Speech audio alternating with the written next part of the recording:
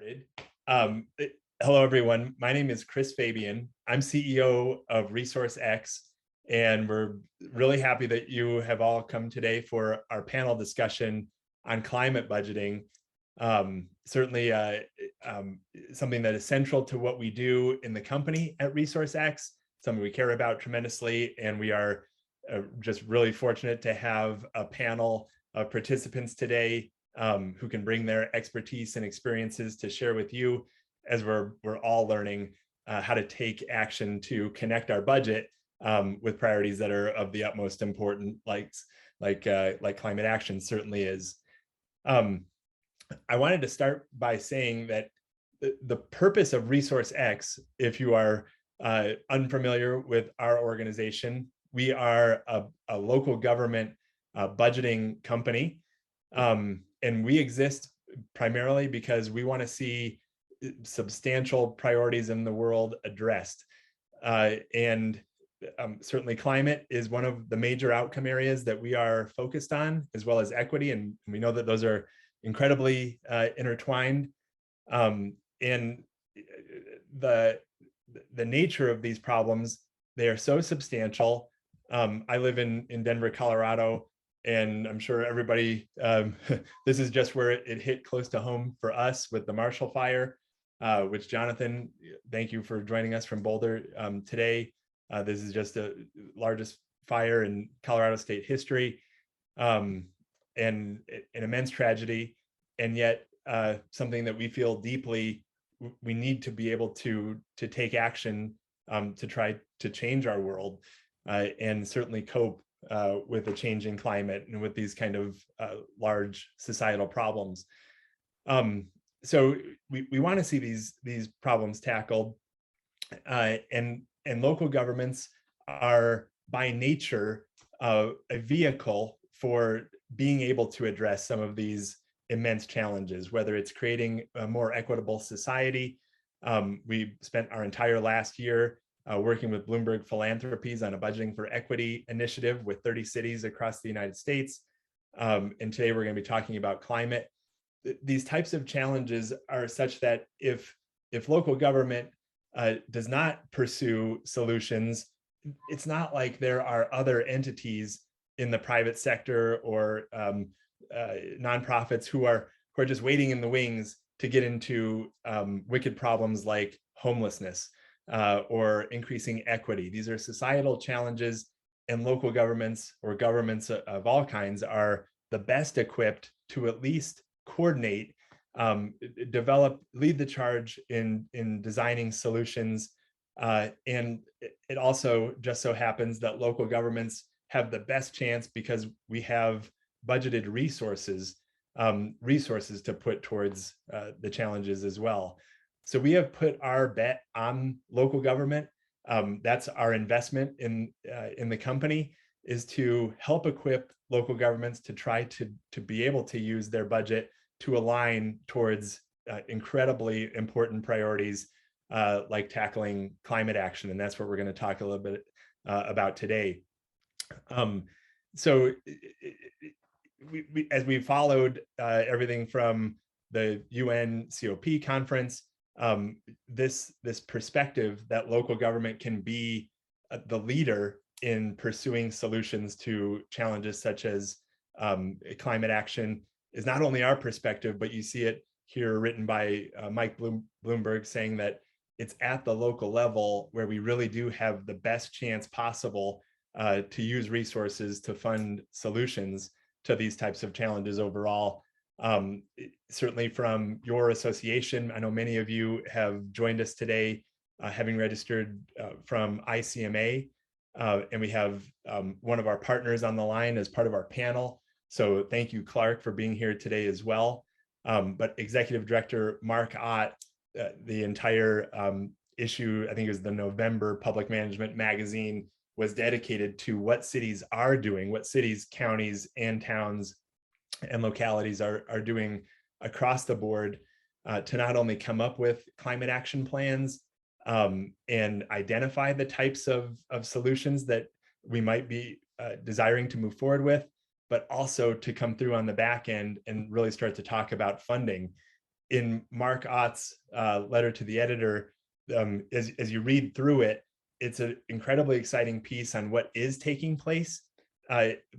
However, where it ends is apart from ARPA and the types of resources that are being made available from a one-time perspective, there is a very big problem, and that is the disconnect between having a great plan and having a host of initiatives and actually backing that up with the budgeted resources to be able to fund the initiatives.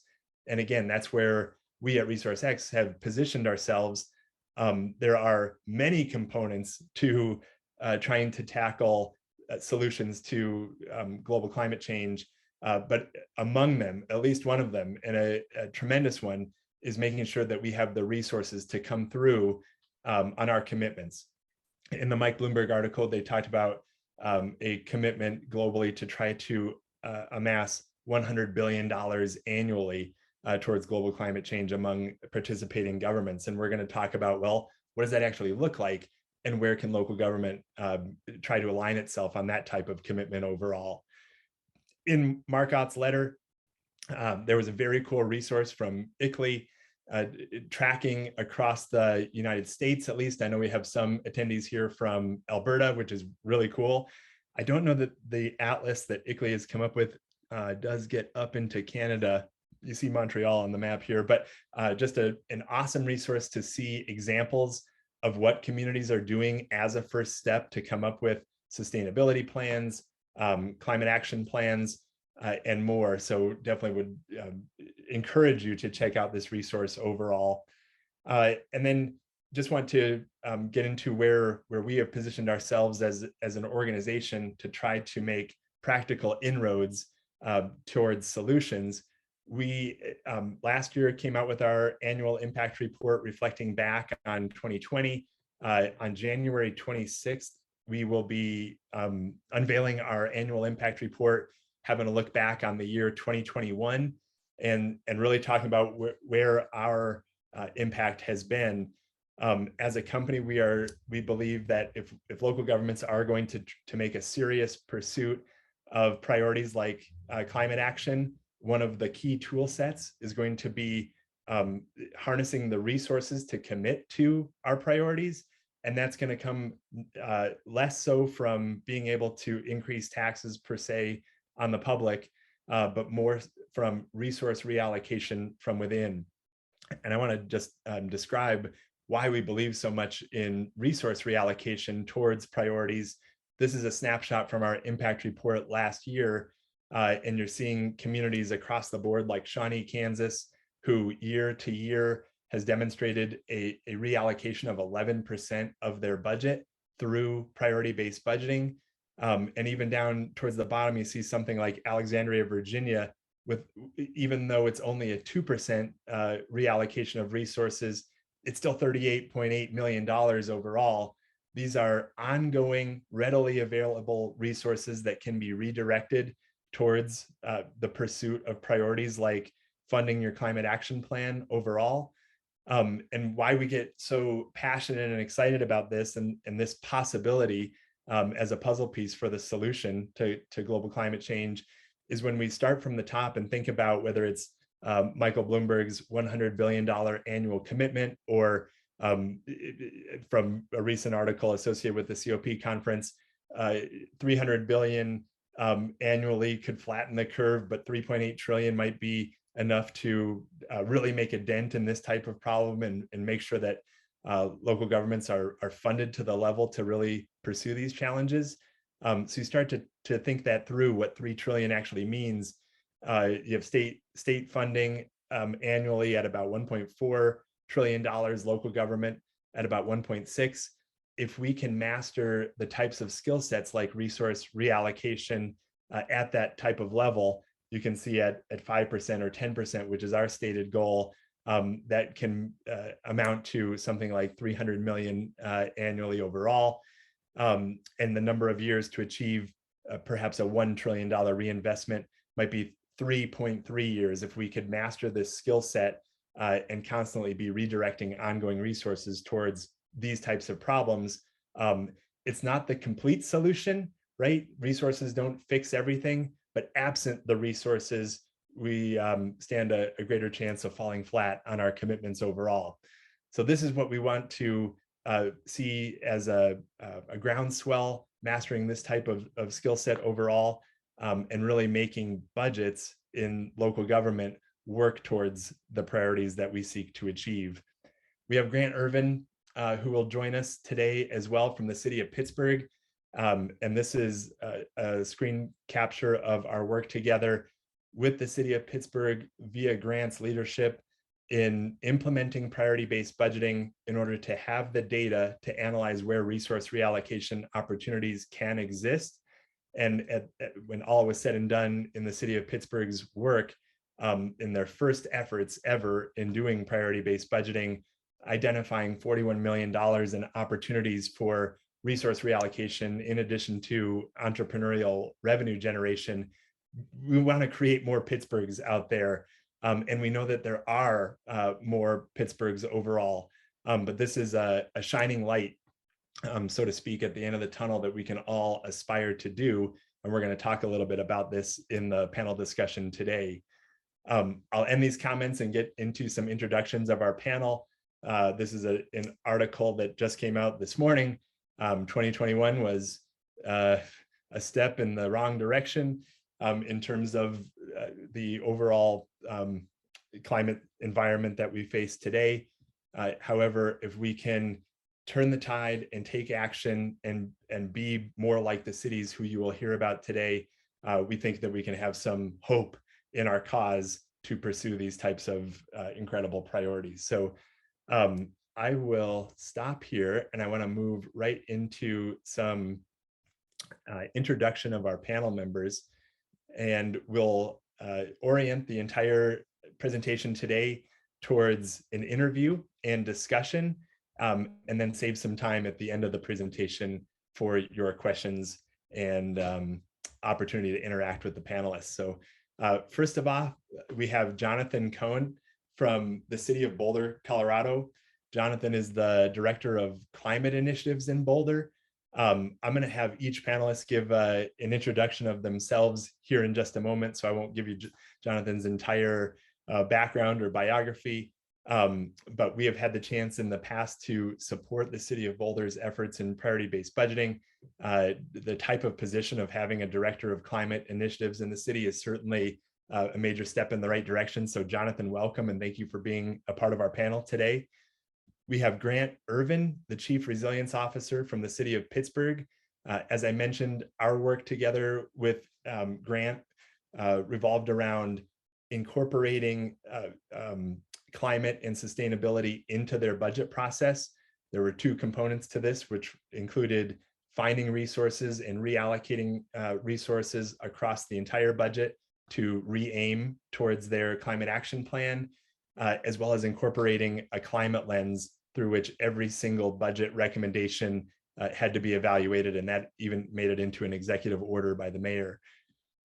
We have Clark Henry, who comes to us from ICMA.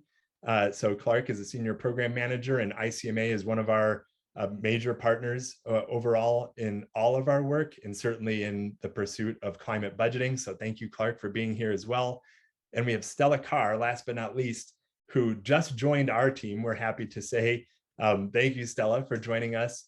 And previously to joining ResourceX, Stella was the sustainability director for the town of Lexington, Massachusetts. And one of those dots on the ICLEI map that I showed a moment ago came from Stella's work in developing a sustainability and climate action plan for Lexington as well. So just for some quick introductions of each panelist, Jonathan, would you go ahead and introduce yourself? Sure, Chris, I'd be happy to, though no one is all that interested in my credentials. So I want to introduce, I guess, myself in the context of introducing my community.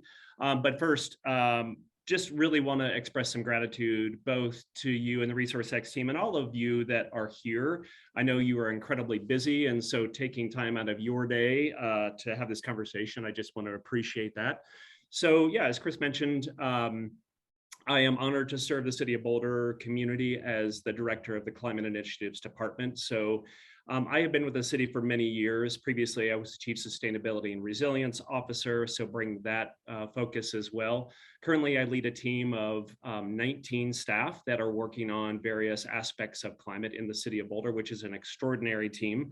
So we're organized into work teams, obviously around energy, natural climate solutions, circular economy, policy, regulation, legislation. And so we try to really, I think, as we say, punch above our weight class.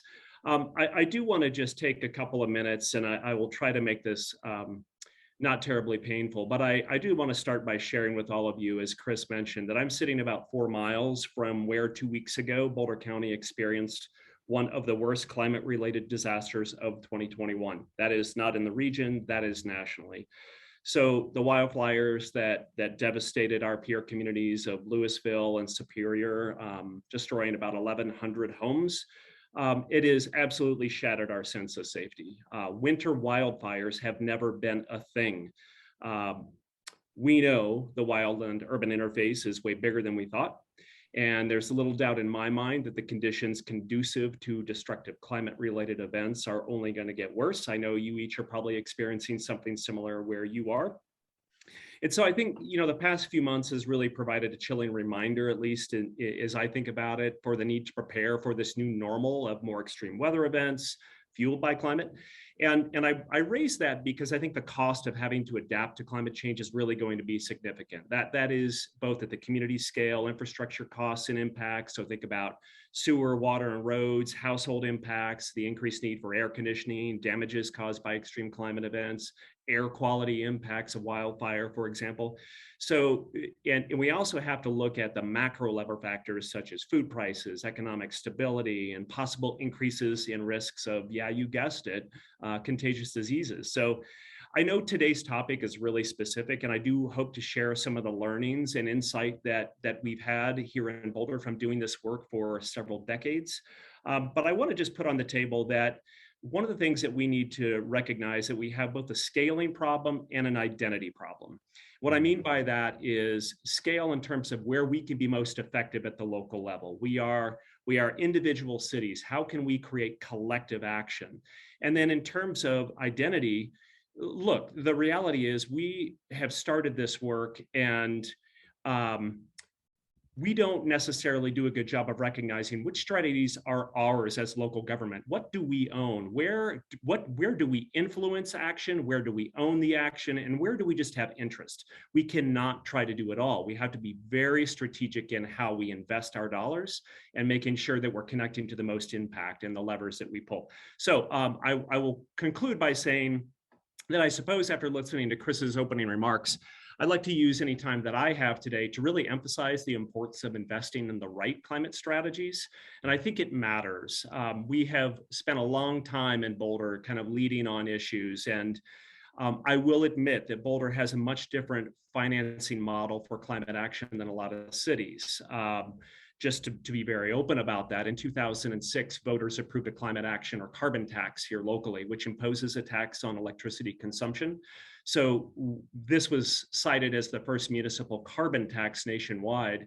And it is a model, but it creates a revenue stream to fund our climate action programs and projects. And so I like to be able to share some of that insight as we get into the conversation today. I'll wrap it up. I get really excited about this. So Chris, please, you have every authority to cut me off and give me the big hook so we can get to everybody's comments. Thank you. No way. Preach on, Jonathan. This is great stuff. Thank you so much for being here. And I do want to hear about the strategy on the tax as well, because that is a viable strategy perhaps for other communities. But thank you for that introduction. Stella, can I have you go next and introduce yourself, please? Sure. And I just want to say, Jonathan, say hi to my friends Pam Davis and Taylor Raymond over there in Boulder. Couple amazing people over in the city of Boulder that I went to grad school with. So it's fantastic to hear about the work you're doing there. And it's also great to be participating on this panel, both with my background as a former sustainability director and now as a member of the team at ResourceX. And really the vision and the foresight that they have for how this tool can be used to help impact issues like climate change is part of the reason that I wanted to join the team and why I'm here today. But as my time working within local government, I really witnessed that myself and many other sustainability colleagues had pressures, right, to design new programs and policies and get our communities to reach the goals that we're trying to achieve around sustainability, all the while not really being properly funded to achieve those ambitious and arguably necessary goals, as we see communities being devastated by the impacts of climate change and impacting all of the other resources and services that cities are providing to their residents. And most of the work that I was able to accomplish while I was in my role was funded through grants, which is a fantastic opportunity to get things done, but it's really not going to get us across the finish line because grants are competitive, and this issue is something that we all need to be a part of, and really can't be competing for funds to get it done because it needs to happen whether or not we like it. And I think a lot of departments are more like mine, which were staffed by one individual, and that workload is not something that can be achieved by one community, by one staff person in your community. It really needs to be taken through a holistic approach, especially at the local government lens. And so it's fantastic to hear about communities like Boulder who have 19 people working on this, but even if they had their whole team working on it, we aren't going to stop climate change and the effects, right? So we all need to step up our game. And I think that finding ways to achieve that through funding across an organization, not just, putting more resources behind sustainability budget specifically, but really integrating it throughout the organization and finding ways that we can uncover which programs are supporting our goals and climate actions and finding ways to bolster that. So I'm really excited to hear more about what my colleagues have to say about this and their work specifically with priority-based budgeting through the lens of climate change and impact, and more conversation around how we can approach sustainability action in a more effective way. Thank you. Thank you, Stella. That's fantastic. And again, just thank you so much for joining our team and the global cause. Clark, can I turn to you, please, to go ahead and share your intro? Sure. Hey, everybody. Clark here. I'm coming to you from Hurricane Alley in Wilmington, North Carolina. I've been with ICMA about 18 months, but have been working on projects with them about the past 19 years. I'm a planner by education. I had worked in a local government running a land revitalization, the Brownfield program for the city of Portland, Oregon, and realized quickly, cities don't operate as efficiently as they need to, as we operate in silos still. And a subject like climate change and brownfields, I'm partial. It's really also about housing and transportation and equity and finance and all these different things that we touch on. It's really a hub issue. And, here in Wilmington, when we see the urgency from hurricanes is really just doubled every year because the effects of the flooding is getting worse, storm events are increasing, everything's happening that we thought would be happening. And we don't need a hurricane to reach flood level and see neighborhoods underwater anymore. So the way that our finance works, even on just without the word climate in it, has to change. And that's kind of one of my points, is that very similar to Stella, we have to really bridge across those silos and make it a fundamental part of what we do. Amazing. Clark, thank you for being here. Everybody, I know you're anxious to get into the questions. I think Grant is still, he's been delayed. I apologize for that. So we'll reorder things just ever so slightly in the panel discussion, but we'll go ahead and get started. He's there. Grant's here? Just popped in. Yeah, there is. Oh man, just perfect timing. I love that. Grant Ervin, here's the man. Grant, you came in. You're the most efficient man in show business. We're just doing our intros here. Would you go ahead and jump in with your intro?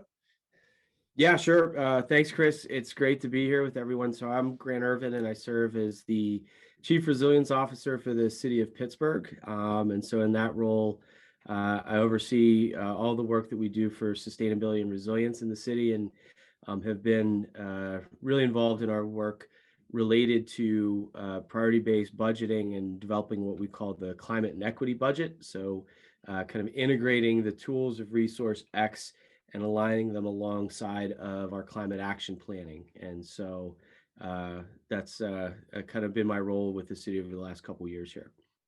Thanks, Grant, and thank you for being here. This is a tremendous panel, and we'll go ahead and dive right in. Clark, I wanted to put the first question to you, and that is, what is the most immediate action that you would recommend local governments take concerning climate action? It's more of an internal battle, I think political, but it's to recognize that this isn't a finite thing. You're not going to get a grant and solve this. This is something you have to integrate into your ongoing operations, and it's in your DNA now, or it's not going to work. And that's, and I've done some climate related work in some very politically challenging environments where, we weren't supposed to use the word sea level rise or climate change, and so, it's also important to quantify these things in terms of economic development impacts, and that raises the ears and the antenna of others who might be hesitant to view climate adaptation and or mitigation as fundamental. It's not a one-off project and not something you do because it's the right thing to do. It's a fundamental thing to do to remain operational and competitive. And that's not, that goes for your local budget as well as your relationship to like state DOTs, for instance, or if you're a non-entitlement community for HUD, your relationship to those fund providers. In terms of actions, I'm a planner, so we need a plan, right? We need a roadmap and we need steps to take, and something that I believe should quantify not only your operations as a city, your fleet and your greenhouse, your impacts from your facilities and buildings, but also what's happening with the industry and housing and commercial and transportation systems that you manage. We can't just put solar panels on our city halls and think that we're taking big steps towards climate change impact mitigation. So sometimes, you need champions, and you need champions who are at that high level. You need Mark Ott ringing the bell and legitimizing that to peers. From city managers and county managers, that's very effective. Electeds, this, we have to make this a political topic in every debate, in every election. But so like connections to DOTs and everything are very important. In Hurricane Florence in 2018, see, we live in Cape Fear, and this is now going to be normal, where the flooding from the Cape Fear River covered Interstate 40, which essentially made the Cape an island for several days. And so on that, we've been having hurricanes here forever, but things are changing, and the infrastructure we've built is not adequate to keep things flowing. So it needs to be fundamental. To get it there, you need some champions, and you need to look at your capital improvement plan, your general budget, everything that you have existing, as well as additional opportunities like coming through ARPA, infrastructure spending, and how you're prepping yourself to be competitive to use those as effectively and surgical as possible, to Jonathan's point.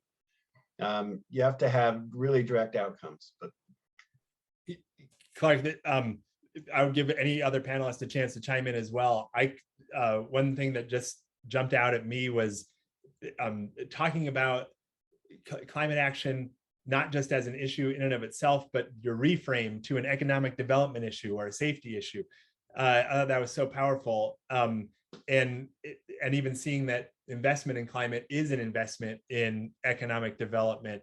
How have you seen that play out?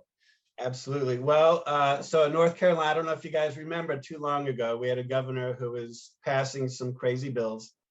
One of them was, we made it illegal for local governments to base any policy or land use laws or anything based on projected sea level rise.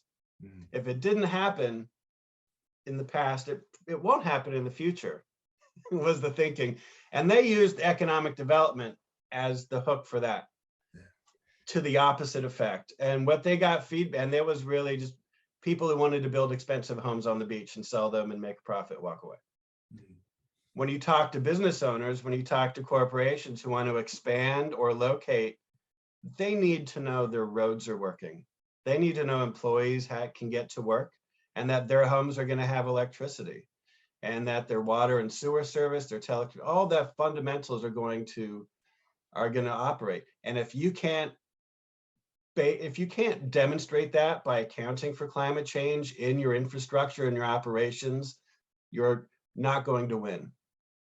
And this is also playing out with the insurance industries. So you have to do this in order to remain competitive. Again, it's fundamental. Insurance agencies, even bond rating agencies, we learned from. Oh my God, yeah. Learned that from Grant. Thank you, Clark. That's great. And I want to pivot to Grant. And Grant, I know you have talked about this substantially as well on the economic side, the whole Marshall Plan for the Midwest being another example. So please feel free to comment both on what Clark was just talking about, but also I wanted to lead a different question for you, and that relates back to your experience in priority-based budgeting and efforts that you made to create data at the programmatic level across the city. And I'm curious, what has been the most favorable outcome of your application of that program data working towards your climate action goals? Yeah, sure. Thanks, Chris. You know, one of the things that I just lead into, and just to build off of what Clark was saying, is that the other big issue here for local governments, there's two paths of economic impact, I think. One is in terms of the opportunity to spur new growth and development in the advent of these climate technologies and new industries. You know, so I was literally just on a call with our partners from Huntington, West Virginia, and the Army Corps of Engineers down there. And, you know, they were just sharing me with the news of a new electric bus manufacturer that's going to be locating outside of Charleston, West Virginia. And so that's exactly the type of industries that we talked about in the Marshall Plan for Middle America, is that there is a market that will be developed for the creation of these new types of technologies that we're going to need to run our cities, right? So electric vehicles, solar panels, and everything that goes alongside of it. So that's one economic opportunity. The second is the impact of financial risk. And so there is a great deal of exposure that we have as local governments as a result of the changing climate. And so increases in precipitation, you know, in Pittsburgh's cases, increases in precipitation not only yield more rainy days, they also yield more floods and more landslides. And so those are costs that have to be borne in many cases by the local government. Many times those are unbudgeted costs. And so those are two things I just add to that. In terms of the programmatic impacts, I think one of the things that has been most enlightening or helpful, really, I'll give you two. One is the actual engagement of city employees. And so through the process, so often we talk to residents about what the needs and wants are in the budget. And I don't want to discount that. That's important. We need to do community engagement, but also realize that our coworkers and the folks that lead the various departments and agencies within city government have a great deal of expertise. And so understanding kind of the work that they do, when we go through those insight workshops, they're the ones that are asking a lot of the basic questions like, do we need paper? Why do we have to print 4 contracts? You know, and so like a lot of these fundamental operating conversations that go day in and day out, we just kind of trudge through. And instead of asking the important question, why, we basically subject ourselves to a lot of spending that doesn't need to occur. And so that was one of the biggest insights I think that we experienced through our priority-based budgeting process, is creating that awareness within employees of what our climate plan is, and then where are the opportunities through the operating platform to make those changes. And so, you know, the big win for us ultimately was reducing our paper budget by $700,000. Now it took a little bit of, the pandemic to kind of realize that we didn't need to print that much paper. But it also is the priority-based budgeting process that allowed us to understand where we can make those strategic interventions and then the tools that we need to come outside of them. So it's a very powerful process. And I think that's two ways, on an operating and on a capital side, that city budgets can make a really big impact with the tool. Thanks a lot for that, Grant. Stella, you and I were just talking about this recently, but the idea that sometimes it can seem like there's a sustainability office and there are sustainability and resilience things that they're doing, and that's different from what all the other departments are working on. And yet, as I listen to Grant speak about the overall engagement of all departments and department leadership, for sure, to talk about how they can align their programs with your sustainability goals, it turns out that every department has something to do with the paperless initiative. Every single department had a contribution, and we saw that play out in Pittsburgh. So Grant, thanks for sharing that storyline. As well, for audience members, what Pittsburgh went through was a program inventory, a reconfiguration of their budget around programs, and then an evaluation of programs towards the results strategic plan across the city of Pittsburgh, which led to the insight workshop that Grant was describing, where all of the departments were engaged in thinking through, what can I do to my programs differently in order to make them more in alignment with our goals? Where can I reallocate resources? Where can I go paperless? And that's where that all came to life. And it was awesome to see in City of Pittsburgh. Thanks again, Grant. Stella, I do want to turn to you. And speaking from your experience, how would you recommend a local government just launching a climate initiative get started? Thanks for the question, Chris. My instinct when I hear this question is first trying to figure out what that community means when they say climate initiative, because across the country, we have communities handling climate change on vastly different scales. And there's definitely leaders that we turn to, like Pittsburgh and Boulder and others, but there's laggards too, right? There might be communities that don't have the political support for this type of action, and it might not even be, a topic on the agendas, but they're still facing the challenges associated with climate change. So in Massachusetts, for example, we have cities like Boston that develop their own, Green New Deals, and we have the Marshall Plan of the Midwest, right? And we have communities like some of them, which I worked with in Arizona, who, you can't even say climate change, right, at a council meeting, and you can't use these terms because it's still a debate in some people's minds, right? But we see the floods, we see the wildfires, so the impacts on the infrastructure and the community are going to happen no matter what language we're using to talk about the issues. And so figuring out what it is that your community needs to get the conversation had is, in my opinion, like the first step in acknowledging this, because we're going to be facing these, and it doesn't matter really at the end of the day what label. If you don't want to call it climate change, that's fine, but you're still going to have to deal with the roads when they're flooded, right? You're still going to have to support your community when there's a hurricane that happens, and you're going to, you can blame it whatever you want, or even if it's just something that happens because that's the nature, you still have to respond and provide services. And so I think figuring out how to get ahead of that, aside whatever political differences might be happening in the community, is the first place to start, so that you can approach whatever program or initiative you're trying to do from what's right for your community. Because you could try to launch a climate initiative and it might not take off if it's not the right language being used for what your community needs to hear. If you need to talk about it from an economic perspective, then do what you got to do so that you can get the actions taken care of. Because at the end of the day, everyone still needs to call your community home, and they want to see their community succeed in the long run. And so when you figure out what it is that's going to tap into them in the right way, then you'll have an active audience. Man, this is a theme emerging, to say the least. is how to reframe through the lens of elected officials, decision makers, the public.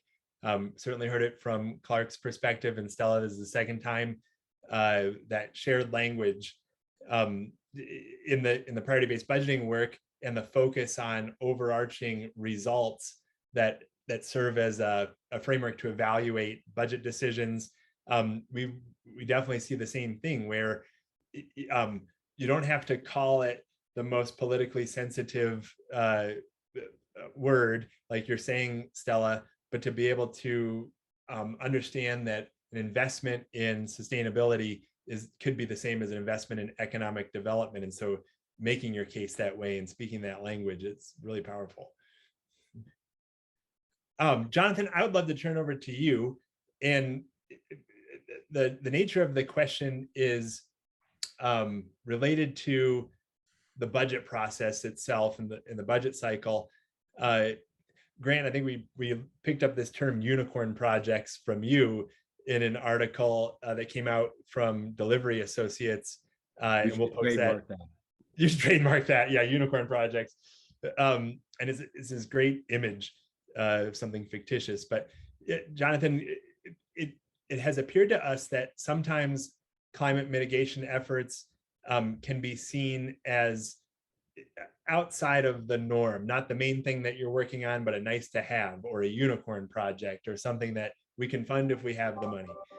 And my question is, how can our efforts in climate action and the initiatives we need to invest in be applied to all aspects of a department's operating budget and our capital budgets, so that local governments can contribute meaningfully across the organization to your goals? That's a big question. And I'm not going to ask you to repeat that. Wow. I'll tell you what, man, boy, we could just talk about this for hours. It's a really interesting one. Yeah, so let me riff on this for a second. It's interesting because kind of picking up on some themes that I've heard from some of the excellent comments of the other panelists here. And that is that this current approach, or our current approach to climate and resilience, you already referred to it. It's something that we in local government hear a lot, and that is it's often a siloed one, meaning that one team is designing disaster recovery plans, another team is exploring longer term, slow moving sustainability issues, another is focused on livelihoods, well-being, another is working on land use planning, infrastructure. And yes, I think that may be an efficient way to structure the work of a city, but it's not the most effective one when we look at critical cross-cutting issues like resilience, climate, or equity. Cities are not systems, or excuse me, they are systems, not silos. So we're made up of people and places, and we're experiencing rapid change, and it's not always the change that we choose. So I think, to kind of get directly at your question, we as practitioners need to do a better job of articulating what we mean when we say climate mitigation and resilience efforts. So I'm going to be a little bit provocative here, and that's just because we're all kind of, going through this turbulent time. I think there's an incredible amount of work that is taking place within our organizations that is not labeled as climate work. I'm going to give you some examples of that.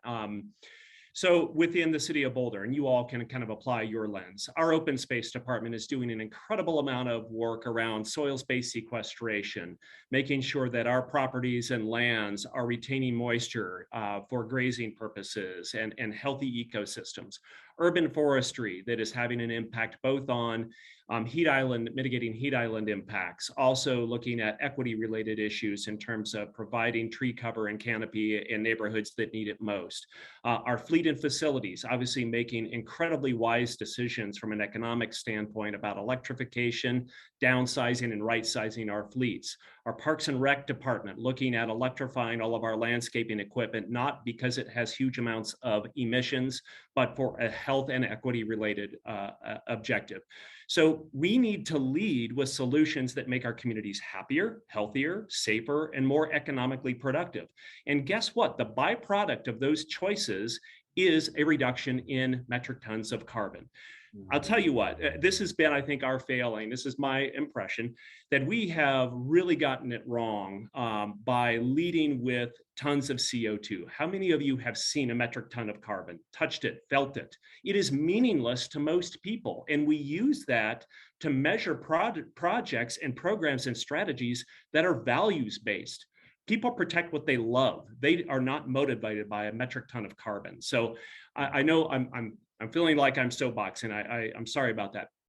So directly to your question, there's some asymmetry in that question. And what I mean by that is that we are experiencing this tension at the local level, where we as representatives of our community, typically paid for by our community members in one fashion or another, the intention is that all of the benefit is being driven back to our local communities. Yet, we talk about climate as a global issue. So the asymmetry is we have to drive investment and support the values and see those investments at the local level. Yet, most of the most effective strategies are working outside our boundaries. Arguably, an effective approach might be to staff up with lobbyists and regulatory specialists to go to our state capitals and change the rules, change the systems. That happens at a scale that is not local. So I'm naming the tension that occurs when we try to map to a global issue like climate, yet we are intending and trying to develop strategies that provide investment and benefit at the local level.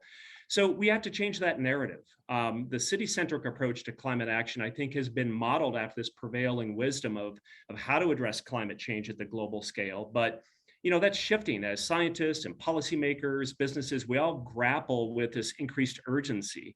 So it's pretty clear to me that a city-centric model of climate action is not achieving the speed or scale of emissions that we need to deal with climate change. So all I mean by that, and I'll just kind of wrap it up, I know I'm just kind of all over the place here, really thinking about how we can map to individual actions taking place within our organizations, doing a good scan about the work that's taking place, not necessarily getting bent out of shape that it doesn't have climate in its title. So understanding what our organizations are doing already and being champions of that work, that is really critical. And then really understanding how individual actions can support collective action and how that can move into the systemic change that actually will hit the challenge head on at the scale that we need. I'll stop right there. There's a lot more to talk about. Embedded structures around sustaining racism and inequities. So how do we deal with those things? We're not going to get to that in a 1 hour conversation, but thanks. Jonathan, that's awesome. And a number of big takeaways there that actually lead into my next question back to Grant on the regional level. But really appreciated your perspective on cubic metric ton and also mapping to a global issue when we can relate a lot more to local investment. Those are very practical and awesome takeaways. Grant, on that regional thought, I want to move it back to you and ask you about your experience in regional approaches to climate mitigation. Who are some of the main regional actors besides cities and local government?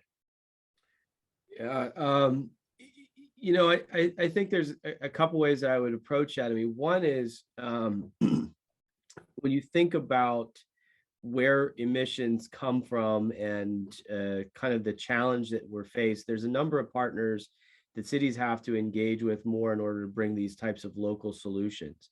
And so, immediately and within the proximity are colleges and universities and hospitals. These institutions are big players in terms of when we think about the physical footprint in both as job centers as well as producers of some of these challenges, as well as potential solution providers when you're thinking about the advent of technology and how we address some of the climate challenge. I also think about utilities. Utilities are oftentimes forgotten in terms of the role and the impact that they can play. They touch all of our lives in terms of light and heat and water. And so kind of the decisions that they make are real critical components to this equation.